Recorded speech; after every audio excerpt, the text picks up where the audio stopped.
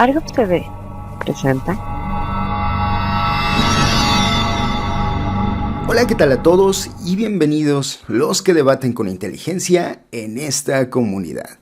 Bob Lazar, como pudimos ver en uno de los videos anteriores, Bob Lazar, lo que nunca te han contado, es un tipo que no suele sonrojarse cuando miente, lo cual ya lo vuelve alguien de cuidado y puede fácilmente basar toda su vida en un engaño.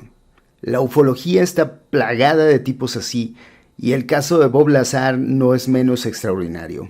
Por eso, antes de comenzar a desmontar la supuesta ciencia detrás de sus afirmaciones, habrá que desconectar también esa idea todavía muy extendida de que el polígrafo, popularmente conocido como máquina de la verdad o detector de mentiras, sirve para saber si una persona miente o nos dice la verdad.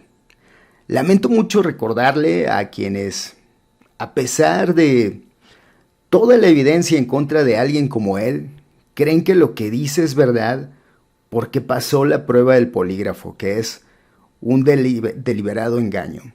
Por eso el video anterior lo dediqué primero al tema. Si todavía no lo han visto, les sugiero que vayan a él porque van a encontrarse con datos realmente interesantes. Ahora bien, según nos cuenta el propio Lazar, fue contratado como científico, lo que sea que él crea que es ser científico, en el área S4, a 15 millas al sur del área 51. Ahí siempre, según nos dice él, trabajó en un programa militar para hacer ingeniería inversa a unas naves extraterrestres y su interés era la propulsión antigravedad. En su sitio web hay un formato de declaración de salarios e impuestos con su nombre que supuestamente es real y comprueba que laboró para el Departamento de Inteligencia Naval. El problema es que el formato parece ser falso. Y me explico por qué. El Departamento de Inteligencia Naval de los Estados Unidos pues simplemente no existía en los años 80. Hubo uno con ese nombre, pero en los años 40. No sorprende, mucha de su mitología se basa en sucesos más o menos históricos que se dieron entre los años 40 y los años 60, como por ejemplo la historia de los pequeños extraterrestres grises de Zeta Reticuli, que en realidad vienen de la mente de Betty Hill y una lectora del libro basado en la anécdota de la misma Betty Hill, que creyó darse cuenta de que unos puntitos aleatorios que había dibujado se correspondían con Zeta Reticuli. Para conocer un poco más sobre esta historia, les recomiendo el video sobre el incidente de Zeta Reticuli que hice hace algunos días. Pero si existe o no el Departamento de Inteligencia Naval, el Departamento de Inteligencia Naval de los Estados Unidos, a los ufólogos les dará igual y se mostrarán incapaces de entender que en documentos como este, la denominación por la cual se conoce colectivamente a una empresa e institución debe ser la correcta, porque se trata de una identidad oficial y legal, como en ese legendario diálogo entre los hermanos Marx. Los ufólogos dirán que en la casa enseguida hay un tesoro y que si no hay casa, harán una para que haya un tesoro. Y eso no es el único detalle fuera de lugar en este documento y que en un caso oficial hubiera sido descartado. El monto en salarios, propinas y otras compensaciones dice $958.11, si mal no recuerdo. Es muy poco para un físico, menos para un físico con maestría del MIT y mucho menos para alguien destinado para un trabajo clasificado como de alto secreto y en el que había de por medio tecnología espacial. Ya no digamos terrestre, sino de una civilización extraterrestre tecnológicamente muy por encima de la nuestra. Y es que obviamente el documento es falso y no quiere meterse en más líos legales, así que inventa un nombre, ¿no? Estamos hablando de alguien que en esta historia debió estar a la altura de cualquier integrante del proyecto Manhattan y en un nivel superior al de los integrantes del programa Apolo que llevó al hombre a la luna. ¿De dónde surgió entonces la historia?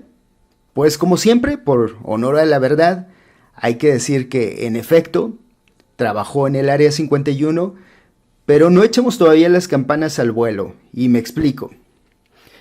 Gracias al doctor Eric Davis del Instituto de Estudios Avanzados de Austin, hoy sabemos que su nombre sí aparece en la entrada de una guía telefónica en la base. Era empleado de un subcontratista, o lo que es igual, fue el empleado de una empresa que a su vez trabajaba para una empresa que a su vez trabajaba en el Área 51. La empresa en cuestión era AG&G, contratista de defensa para la investigación y el desarrollo de armamento. Esa empresa todavía sigue existiendo, aunque ya fue fusionada con otra. El doctor Davis dio con la supervisora a cargo del azar cuando éste trabajó ahí, y gracias a eso ahora sabemos que era uno de los encargados del monitoreo de radiación para la salud dentro de las instalaciones. Quizá ese fue el origen de la historia en la que él trabajó con Edward Teller, una de las mentes detrás de la bomba de hidrógeno. Obviamente Edward Teller no estaba ahí para 1989, él tenía 81 años. Y guarden muy bien esa fecha, 1989, porque será útil. Por otra parte, es más que probable que el azar nunca hubiera tenido autorizaciones de seguridad porque no las necesitaba para trabajar en un área no clasificada donde jamás estuvo expuesto a información sensible. ¿Y qué puedo decir? Si ya ni siquiera era necesario, pudimos haber comenzado por el principio, aunque hubiera sido tal vez menos intrigante. No podría haber obtenido una autorización de seguridad compartimentada, como se le llama, después de haber operado un burdel, como comentábamos en el video anterior acerca de Bob Lazar. Sí, muchos piensan que esto sucedió en 1990, pero no. 1990 fue el año en el que se declaró culpable. Supuestamente trabajaba como científico de un proyecto importante para la historia de la humanidad, mientras también operaba un antro. Por cierto que en el documental Bob Lazar, Área 51 y Platillos Voladores de Netflix, un bu para Netflix por favor, hay una parte en la que quizá convencen a los más sugestionables cuando muestran la imagen de un escáner de mano utilizado para medir la longitud de los huesos y confirmar la identidad de un individuo. Lazar parece recordar eso y sorprenderse. Trató de explicar cómo era, dice, y ahora por fin tiene una imagen. Casi dice que puede morir tranquilo porque acaba de confirmar que no estaba loco. Realmente lo vio, y aunque en esa época era un secreto, hoy podemos confirmar que ya existía. Pero una vez más es una tomada de pelo. El dispositivo es un Identimat 2000 y existía y se comercializaba desde 1971. Es más, aparece en la película Encuentros cercanos del tercer tipo de 1977, cuando un personaje lo usa para acceder a una instalación de alto secreto. 1977. Tal vez no le permitieron jugar con él y pensó que era un aparato muy poderoso. Lo que es verdad es que era necesario pasar por estos escáneres para entrar al área de trabajo del F-117 en el Área 51. Si pudiera dar una opinión al respecto, yo pensaría que Lazar basó toda su historia en esto, y necesito explicar también por qué. Existe una cierta relación entre su relato y el desarrollo de esta legendaria aeronave. Según Lazar, trabajó al sur de la instalación principal del Área 51 en Groom Lake. En Groom Lake, esto es verdad, se desarrolló el Nighthawk, el F-117. Él dijo haber trabajado ahí entre 1988 y 1989, por eso el 89 me parece una fecha importante. La existencia del Nighthawk se reveló justo en 1988. Esta revista de 1989, por ejemplo, muestra la silueta de un F-117 fotografiado por un aficionado. En aquel momento fue un gran acontecimiento. También afirma que la propulsión del vehículo requiere del elemento atómico 115, o del E-115, algo que también recuerda al F-117 que comenzó llamándose A-117. Entre E-115 y A-117 hay cierta relación. Es muy probable que en su fantasía haya buscado guardar esa relación. Su diseño, por cierto, como ya lo habíamos comentado anteriormente, es radicalmente distinto al de cualquier otra aeronave de combate. Recuerda mucho un platillo volador visto desde diferentes ángulos. Esto también ya lo habíamos comentado. Y les doy las medidas. Mide 13 metros de ancho y tiene una altura de casi 4. La nave espacial del Lazar mide 12 metros con una altura de 5. O sea que a su nave imaginaria le quitó 1 metro de ancho y luego se lo sumó a la altura. ¿Qué es lo que sucede? Que el Lazar seguía la lógica que circulaba entre teóricos de la conspiración de aquel tiempo y que sigue circulando todavía hasta nuestros días, de que esa aeronave había sido construida usando ingeniería inversa de las naves extraterrestres que supuestamente el ejército había recuperado en Roswell. La realidad es más compleja que eso. Sabemos que esta tecnología comenzó a desarrollarse desde los 60s, cuando el ruso Peter Ufimstev comenzó a desarrollar ecuaciones para predecir la reflexión de ondas electromagnéticas. Obviamente, los F-117 no usan como combustible el elemento 115, como describe Bob Lazar en su fantasía sobre ovnis. Algunos ufólogos incluso creen que él predijo que se añadiría a la tabla periódica porque lo anunció en 1989. Obviamente están haciendo pública su ignorancia. El elemento 115 es el moscovio. Y si bien se sintetizó hasta el 2004, siempre se supo qué lugar ocuparía. Por eso se le colocó el número 115. Cualquiera que haya ido a la escuela sabe que la tabla periódica no estaba completa. Bueno, por lo menos en mis tiempos no lo estaba, pero se sabía qué lugar ocuparía cada elemento cuando fuera descubierto. No gracias a los enanitos verdes, por supuesto, mucho menos a un mentiroso del tamaño de Bob Lazar, sino a Mendeleev, que en el siglo XIX pronosticó algunas propiedades de elementos entonces desconocidos que anticipó que ocuparían los lugares vacíos en su tabla periódica. Y por lo general, el mundo académico no le presta mucha atención a estos temas, aunque la verdad es que terminan siendo importantes. Y es muy sencillo porque si en ciencias no puedes probar lo que dices, o tu trabajo está incompleto, o lo que dices simplemente no merece atención, pues es obvio que no le van a prestar atención. Es obvio que detrás de las afirmaciones de Bob Lazar no hay un trabajo previo. Es más, ni siquiera hay una tesis que sugiera que fue aceptado en la maestría del MIT. Pero aún así, de vez en cuando, algún académico o algún científico se toma el tiempo, cuando ya ven que las cosas están saliendo de control, y contrasta conocimientos con las afirmaciones que presentan bribones como Bob Lazar. En el caso de su supuesta ciencia, ya hace mucho que fue desmontada. Es más, puedo decir que en su momento Lazar se desmontó a sí mismo. Según él, el elemento 115 no podía sintetizarse en la Tierra porque es demasiado pesado. Según su predicción, solo podía fabricarse en estrellas muy grandes. ¿Se nota cuál es el problema? Pues es más que obvio. Los científicos rusos lograron sintetizarlo sin viajar a una estrella grande. Luego dijo que en el S4, donde supuestamente trabajaba, había enormes cantidades de este elemento.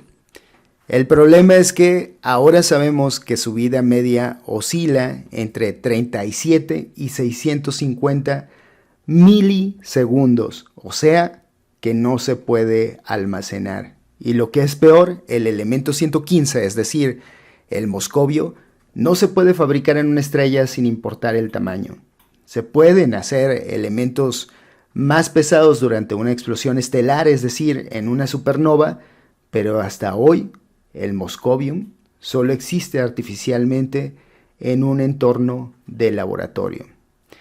Incluso Incluso si el moscovium se generara en la naturaleza, Zeta Reticuli, el sistema estelar binario del que supuestamente vienen los extraterrestres del azar, es de carácter similar a nuestro Sol, así que no podría generarse tampoco ahí.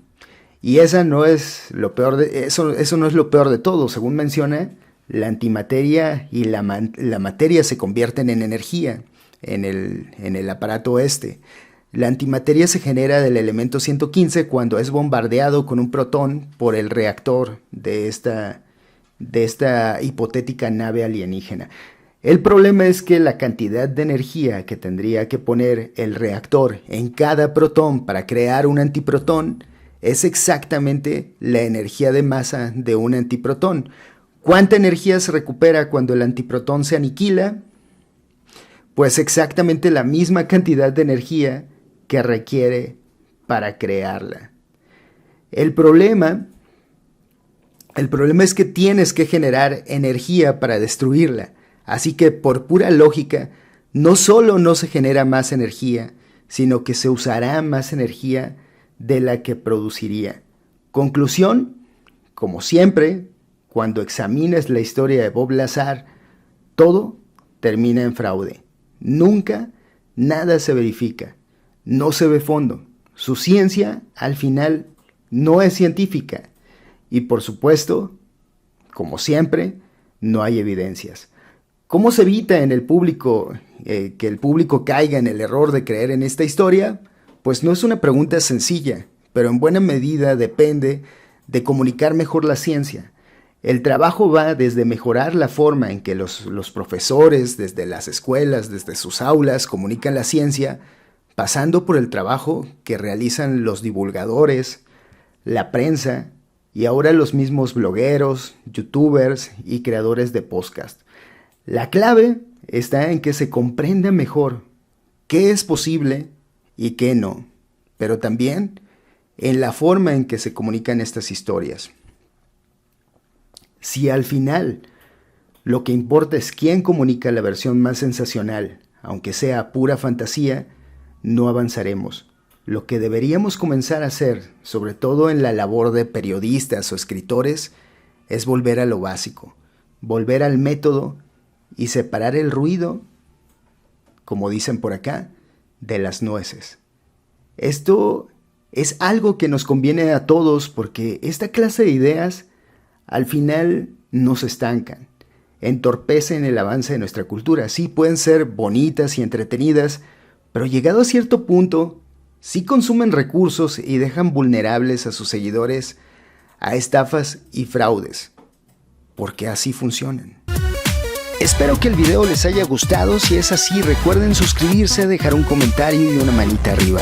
Nos vemos en el próximo video y mientras tanto sean felices y tengan siempre presente que saber nos hace libres, aunque perjudique severamente la ignorancia.